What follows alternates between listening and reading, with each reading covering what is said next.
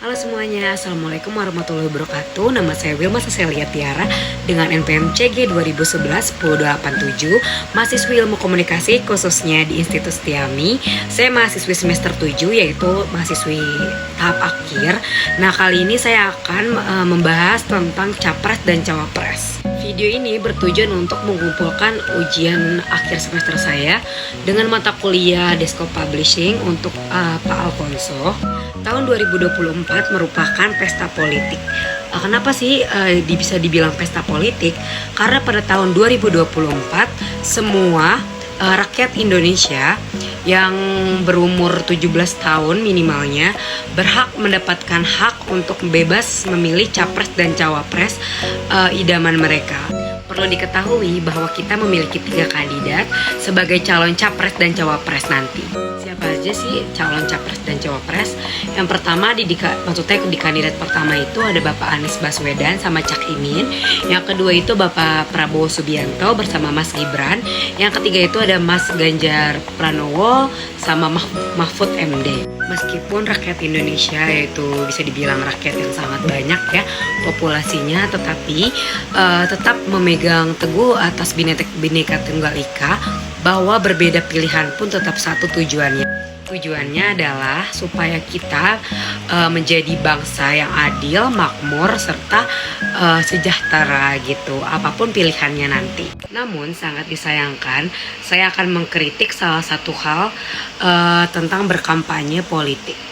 Semua calon presiden maupun calon wakil presiden bebas untuk berkampanye asal tepat sasaran dan pastinya masih sesuai dengan norma-norma serta sesuai dengan undang-undang yang berlaku.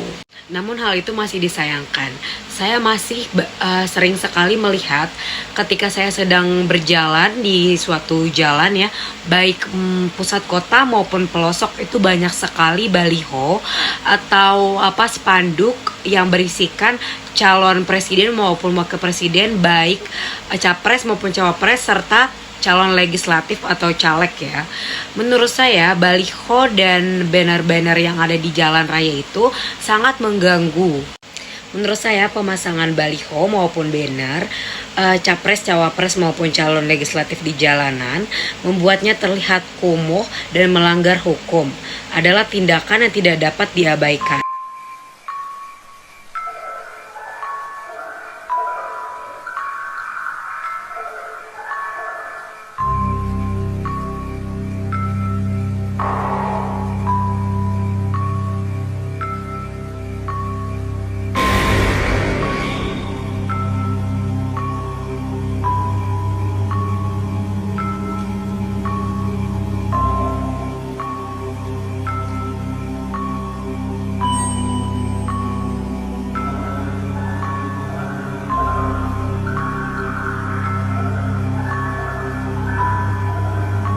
Meskipun upaya menjadi bagian integral dari proses demokrasi, penting untuk dipertimbangkan dampak lingkungan dan aturan hukum yang telah ditetapkan. Pemasangan baliho tidak sesuai dengan regulasi dapat menciptakan ketidaknyamanan untuk masyarakat karena mencerminkan sikap yang mengabaikan norma-norma yang berlaku. Hal ini menimbulkan pertanyaan serius terkait etika integritas para calon.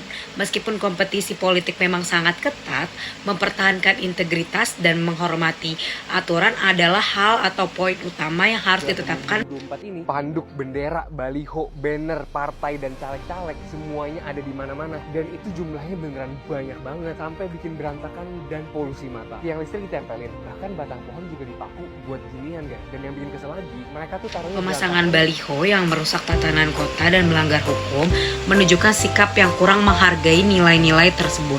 Selain itu, dampak visual yang ditimbulkan dari baliho-baliho yang tersebar di jalanan terlihat menjadi jalanan tersebut tuh kumuh dan tidak terawat.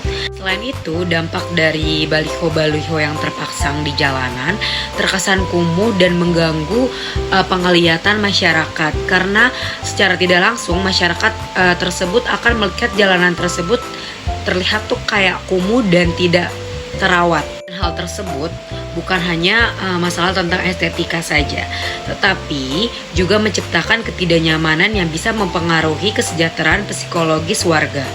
Oke Sebaliknya, dengan rasa hormat, menghalalkan segala cara dalam politik bisa menjadi norma yang sangat berbahaya, karena hal tersebut dapat membuka pintu untuk melakukan tindakan-tindakan yang tidak etis. Penting bagi calon presiden maupun wakil presiden untuk memberikan contoh integritas dan kepatuhan terhadap hukum, karena mereka tersebut akan menjadi pemimpin kita di hari berikut gitu. Jadi saya harap kritik atau opini saya terhadap hal tersebut dapat diterima dengan lapang dada. Sekian, terima kasih.